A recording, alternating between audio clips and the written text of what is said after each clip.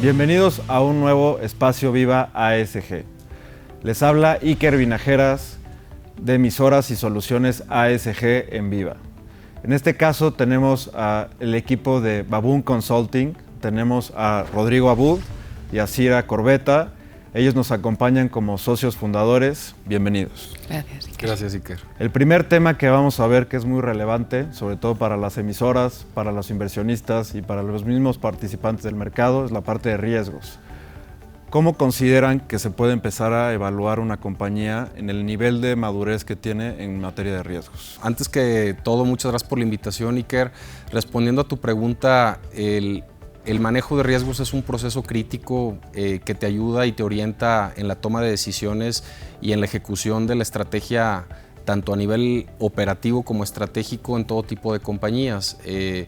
Yo siempre le digo a mis clientes que el manejo de riesgos siempre ha existido, a ninguna empresa le gusta que le vaya mal, pero de alguna manera cuando ocurren los riesgos, la forma en la que las empresas responden es que intuitivamente o empíricamente tratan de ir respondiendo a esos desafíos. La gran diferencia es que un proceso formal de gestión de riesgos es una serie de procesos y de capacidades que existen dentro de una empresa que te permite evaluar el contexto operativo y el contexto estratégico dentro del cual tú estás operando y cómo convertir toda esa información que existe. Hoy vivimos en un mundo donde sobra la información, y el cómo discernir entre lo que es importante y lo que no es importante y cómo traducir esa información en cómo va a impactar a cada uno de los objetivos estratégicos que tiene una compañía, ahí es donde está el gran reto. Entonces, existen muchos frameworks que hablan del proceso de gestión de riesgos, pero yo lo resumiría diciendo que todo parte de entender cuáles son los objetivos que tenemos como negocio. Habrá objetivos comerciales, objetivos de seguridad industrial, objetivos de crecimiento financiero, y cada objetivo está asociado a una serie de desafíos que pueden impactar el que los logres o no. La gran diferencia es cómo generas un proceso de liderazgo a nivel directivo y cómo vas permeando en el resto de la organización para que toda esa información se convierta en planes de acción concretos, ¿no? Eso te lleva al segundo paso, es ya que conoces tus objetivos y que tienes identificados cuáles son tus riesgos, tienes que establecer procesos y capacidades cross-funcionales a nivel corporativo donde tú asegures que los equipos encargados de cualquier función van a estar abocados a ir resolviendo, a ir mitigando, a ir remediando cada una de esas preocupaciones. No es suficiente conocer los riesgos, otra parte muy importante es saberlos comunicar de manera oportuna y poder darle la información a los tomadores de decisiones en tiempo real, que esa es la tercera fase del proceso, que es la comunicación. La cuarta obviamente es la remediación de los riesgos, y todo eso pasa por una estructura de acciones predeterminadas para que a la hora en el que surja un riesgo no haya improvisación o el nivel de improvisación sea el menos posible. Muchas gracias por todo el resumen, Rodrigo. También creemos que es un tema de que la empresa pueda tener una brújula, que sepa a lo que se va a enfrentar en el tiempo y que realmente tenga una cierta agilidad en los tiempos de respuesta, en la solución que va a necesitar para mitigar cualquiera de los riesgos que obviamente mencionabas, ¿no? Cira, ¿cómo está cambiando todo esto, ¿no? Estamos transicionando a nuevos tipos de riesgos, tenemos a las principales aseguradoras, tenemos al World Economic Forum, a organizaciones como las Naciones Unidas.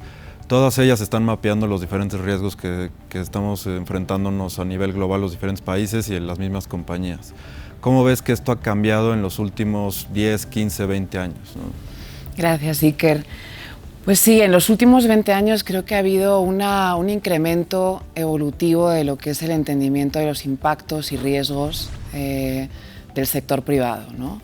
Y llevamos ya más de 2 décadas. Esto, de alguna manera, hemos evolucionado de un mindset donde las compañías buscaban una licencia para operar meramente, ¿no?, hacia unas operaciones responsables. Y la implementación de los estándares, procesos, políticas, todos los sistemas de gobernanza y de toma de decisiones, como comentaba Rodrigo, que permitan esas operaciones responsables, moviéndose hacia una creación de impacto positivo, una creación de valor. Ahora, es verdad, y hay que recordar de dónde vienen estas presiones, ¿no? Hemos llevado un proceso evolutivo que fue iniciado por la sociedad civil, por las grandes ONGs internacionales, por los grupos mediáticos internacionales que en su momento ¿no? Y más las grandes compañías que tenían un exposure mayor de riesgos, como puedan ser los sectores de petróleo y gas, agricultura, los que tenían grandes cadenas de suministro, aquellas compañías que ubicaban sus operaciones, dada la globalización acelerada, en países con marcos regulatorios deficientes. Esas empresas han ido sufriendo los riesgos reputacionales a lo largo de estas décadas, ¿no? Esos riesgos reputacionales, que yo creo que fueron los primeros riesgos que se sintieron, se convirtieron en sentencias judiciales, que a su vez fueron sanciones, ¿no? Y fueron costos de lo que significaba no tener implementadas estas prácticas o lo que significaba no operar de manera responsable en materia medioambiental, social y tener los procesos de gobernanza. Hoy en día creo que nos enfrentamos a un mayor escrutinio, a una exigencia de transparencia más allá del greenwashing, ¿no? Más allá de la generación de contenido, de la narrativa y de las grandes metas corporativas.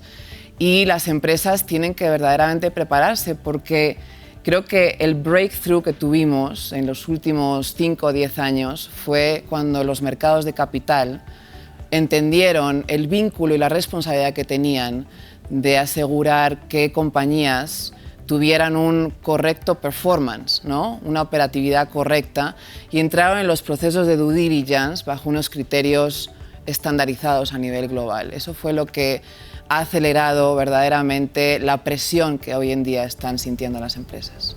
Totalmente. Y muy interesante los diferentes rubros que están metiendo presión, ¿no? O sea, lo vemos como un inversionista como BlackRock, y los institucionales pues obviamente están metiendo muchísima presión específico para el tema de mitigación de riesgos, y también la parte regulatoria, ¿no? O sea, tenemos dos mercados en la cual México está integrado en más de un 80% de su PIB, que es Unión Europea y Estados Unidos. Y pues obviamente ellos ya están avanzando con una regulación de manera importante, y cómo se tiene que empezar a preparar la compañía mexicana, ¿no? ¿Qué implica para una compañía el poder integrar ya una estrategia sólida en el consejo de administración, en un comité de riesgos? ¿Qué tanto tarda? ¿Qué tan difícil has visto tú que ya lo han experimentado, Rodrigo, el tema de poder integrar ya un área seria de riesgos dentro de una compañía, ¿no? Es una muy buena pregunta. Yo creo que es un proceso gradual, Iker. Es muy difícil ir de 0 a 100, y más en un tema que implica factores culturales, factores de condicionantes corporativas. La propia naturaleza de cada negocio es distinta, pero los desafíos más comunes con los que siempre te topas es que debe de haber un convencimiento de los consejos directivos o de los dueños de las compañías para que incorporen el factor del manejo de riesgos como un valor inherente a la propia operación. ¿Qué es lo que ocurre normalmente? Arman áreas de riesgo y las habilitan como satélites dentro de la propia organización, donde entran cuando hay una crisis que ya se materializó y le piden al área de riesgos que llegue a resolver.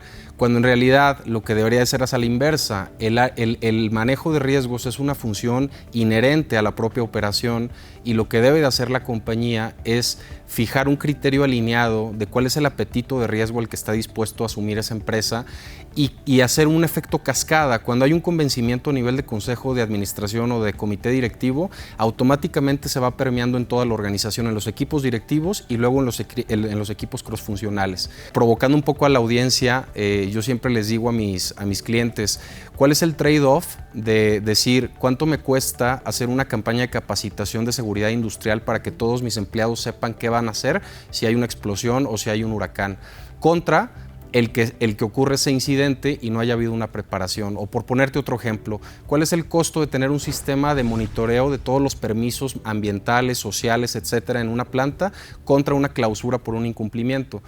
Totalmente. Cira, creo que también es un poco complicado, y seguramente ustedes se han enfrentado muchas veces a la hora de tener que convencer a toda la compañía a avanzar hacia un cierto camino, una ruta crítica, el cómo convencen. Supongamos que la mitad del Consejo de Administración pues, sí está muy en orden en poder hacer ese tipo de cambios y tomarlos en cuenta, pero la otra mitad no, ¿no? O sea, ¿qué beneficios tú dirías que vale la pena que se deben de considerar el por qué tener tal cual una estrategia sólida en estos temas, ¿no? Pues sí, nos hemos encontrado con muchos casos y de hecho nosotros siempre arrancamos con los consejos de administración y con los equipos de liderazgo. Contamos normalmente con un sponsor, siempre hay alguien que tiene y cuenta con esa visión y con ese liderazgo, ¿no? Entonces creo que es importante, como decía Rodrigo, ¿no? Explicarles el costo de no hacerlo, ¿no?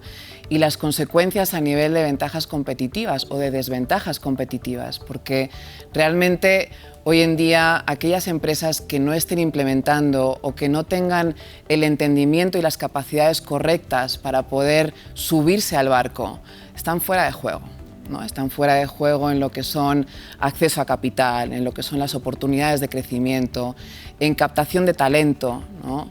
Creo que es fundamental entender y bajar de lo que es el abstracto del concepto de ASG, bajarlo y materializarlo a qué significa realmente. Y son riesgos e impactos con los que llevamos operando décadas. Entonces estamos hablando de una gobernanza clara, de unos equipos bien capacitados, de un cascadeo de la estrategia, de una buena comunicación interna de la compañía y de verdaderamente contar con los procesos correctos.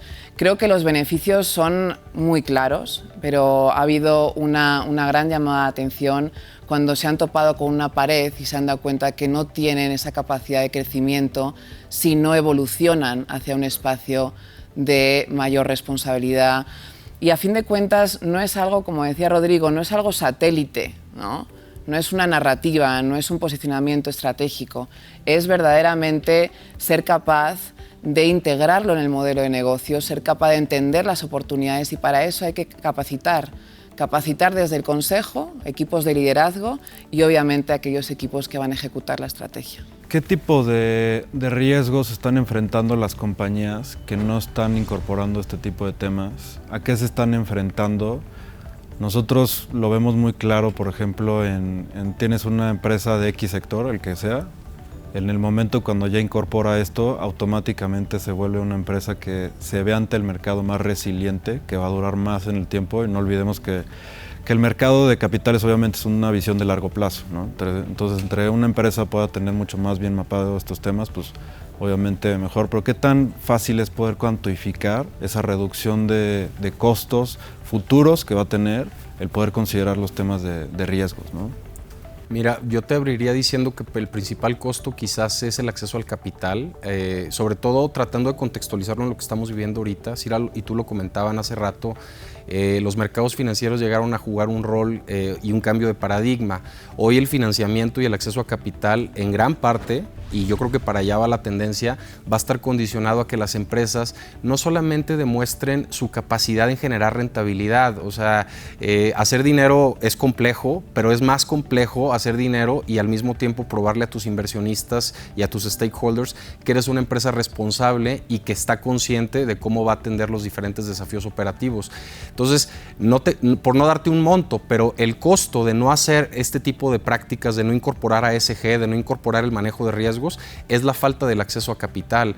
Nos ha tocado ya con varios clientes que nos buscan porque van a Estados Unidos o van a Europa y buscan financiamiento y la primera condición es demuéstrame que tienes procesos de gestión de riesgos instaurados. Pues Rodrigo, Cira, muchísimas gracias por haber participado en nuestro espacio.